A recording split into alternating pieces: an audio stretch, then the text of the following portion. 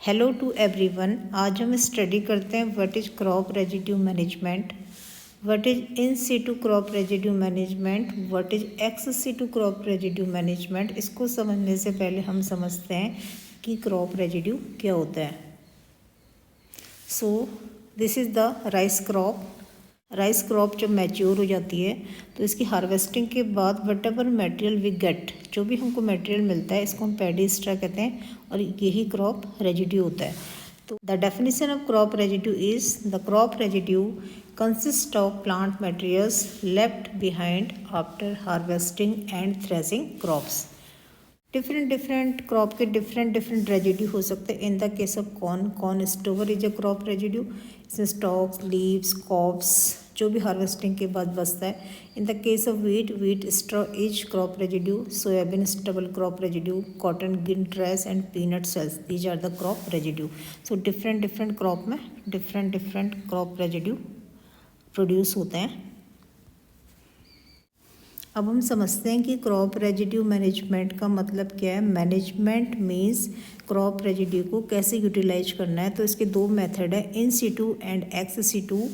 In situ is a English word which means in the original place, यानी कि in the field.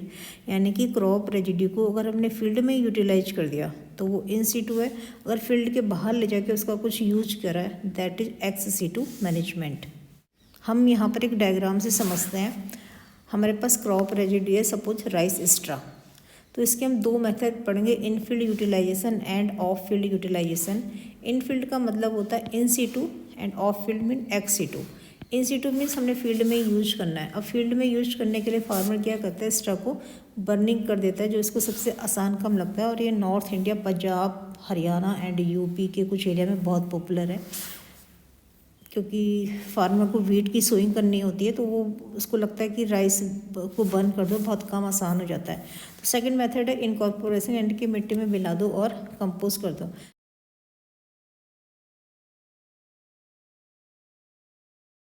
जब farmer अपने straw को जलाता है देन व्हाट हैपन्स। ये एक पिक है, इसमें फार्मर अपने खेत में राइस स्ट्रॉ को जला रहा है, बर्निंग कर रहा है। तो इसका फील्ड क्लियर हो जाता है और क्या, राइट। तो जब बर्निंग से क्या होता है, हम जानते हैं जो प्लांट्स होता है, राइस स्ट्रॉ है, उसमें क्या होता है, राइस में cellulose, hemicellulose, lignin, protein, pectin, nitrogenous material and chlorophyll etcetera. तो दे कंटेन ऑल न्यूट्रिएंट्स। जब इनको जलाया जाता है तो ये ऑक्सीजन से रिएक्ट करके कार्बन मोनोऑक्साइड गैस रिलीज होती है, मीथेन गैस रिलीज होती है, ओजोन गैस रिलीज होती है and different oxides of nitrogen release होते हैं, जो कि इन्वायरमेंट में चले जाते हैं, जो कि सारी की सारी गैसें पॉइजनस हैं और जहरीली हैं। इससे हमारे इन्वायरमेंट में एयर पॉल्यूशन हो जाता है। कुछ पार्टिकुलेट मैटर हमारे इन्वायरमेंट में आ जाते हैं जो एनिमल्स, ह्यूमंस और बर्ड्स की हेल्थ के लिए इंजूरियस है।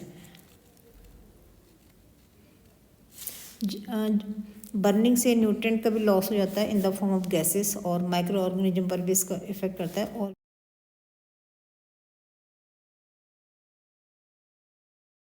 चलिए अब हम समझते हैं एक्स सीटू मैनेजमेंट क्या होता है। एक्स सीटू मीन इसको फील्ड से बाहर लेके जाना है। एक्स सीटू में दो यूज हैं, या तो इसको एनर्जी यूज में कर लो या नॉन एनर्जी यूज में कर लो। जब एक्स सीटू मैनेजमेंट यानी कि राइस के स्ट्रा को फील्ड से बाहर लेके जाना है तो नॉन एनर्जी यूज है। मशरूम कल्टीवेशन में इसका यूज हो सकता है, एज ए मल्चिंग इसका यूज कर सकते हैं, एमडीएफ बनाने में यूज कर सकते हैं, ब्रिक किल्न बनाने में यूज कर सकते हैं, पल्प बनाया जाता है, सिलिका बनाया जाता है। ओके, तो in the case of energy use में क्या है, कंबसन होता है, गैसिफिकेशन एंड पायरोलिसिस मेथड से हम एनर्जी प्रोड्यूस करते हैं, या बायोइथेनॉल बना लेते हैं, बायोगैस बना लेते हैं, हाइड्रोजन बना लेते हैं। चलिए जानते हैं कि एमडीएफ क्या होता है, पल्प क्या होता है, सिलिका क्या होता है। Okay, this is medium density fibre board. इसका यूज कई जगह हो सकता है। राइस स्ट्रा से पल्प बनाया जाता है जिसका पेपर मेकिंग में यूज होता है। सिलिका भी एक्सट्रैक्ट करा जाता है जिससे इसका फर्दर यूज होता है। तो हमने यहाँ समझ लिया कि इन सीटू मैनेजमेंट क्या है और एक्स सीटू मैनेजमेंट क्या है। फिर क्या होता है, एक हमारा बायोचार कंपाउंड है जो कार्बन रिच कंपाउंड होता है, जो कि एक प्रोसेस से बनता है, और जब इसको हम सॉइल में इनकॉर्पोरेट कर देते हैं तो न्यूट्रिएंट्स वापस आ जाता है। चलिए हम कुछ जानते हैं कि हमारे जो क्रॉप रेजिड्यू होते हैं उनके क्या क्या यूजेस हैं। इससे अगर हम इसको जलाते नहीं हैं तो हम इन्वायरमेंट सेव करते हैं, न्यूट्रिएंट हमारे सेव हो जाते हैं। आफ्टर डिकम्पोजिंग सॉइल फर्टिलिटी बढ़ती है, प्रोडक्टिविटी नेक्स्ट क्रॉप के लिए बढ़ती है। मशरूम कल्टीवेशन में इसका यूज करा जाता है, बायोफ्यूल की तरह इसका यूज करा जाता है। Crop residue is used in production of biochar. Surface mulching की तरह यूज होता है जिससे वाटर सेविंग होती है। प्लांट न्यूट्रिएंट्स का एक बहुत अच्छा सोर्स है। नर्सरी रेजिंग में इसका यूज करा जाता है। Protection of plants from Frost, पाले से बचाने के लिए इसका यूज करा जाता है। कई कई जगह इसको पोटैटो आलू की स्टोरेज करी जाती है, स्ट्रॉ के घर बना के। यूज्ड एज और dry fodder for live stock, जानवरों के लिए भोजन का काम करता है। सॉइल हेल्थ इंक्रीज होती है। पोल्ट्री फार्म में और कैटल फार्म में ये बेडिंग मटेरियल की तरह यूज होता है। Straw is a raw material in cardboard in paper industries. Okay, brick of paddy straw से ब्रिक भी बनाए जाते हैं। तो हमने देखा कि हमारे क्रॉप रेजिड्यू के कितने पोटेंशियल यूजेस हैं। चलिए हम थोड़ा जानते हैं व्हाट इज सुपर सीडर। इसका स्टबल बनने में बहुत इंपॉर्टेंस है। सुपर सीडर एक फार्म मशीनरी है। This is the super seeder.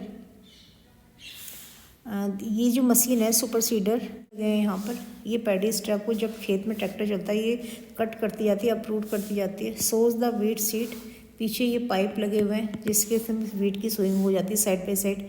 And deposits the straw over the sown area, और स्ट्रा ऊपर से डिपॉजिट हो जाता है जो मल्च की तरह। इन्हें सिंगल पास रनिंग एक ही बार में। तो super seeder is an advance agriculture machine than happy seeder and stubble burning management का एक बहुत अच्छा फार्म मशीनरी है। Thanks for watching this video.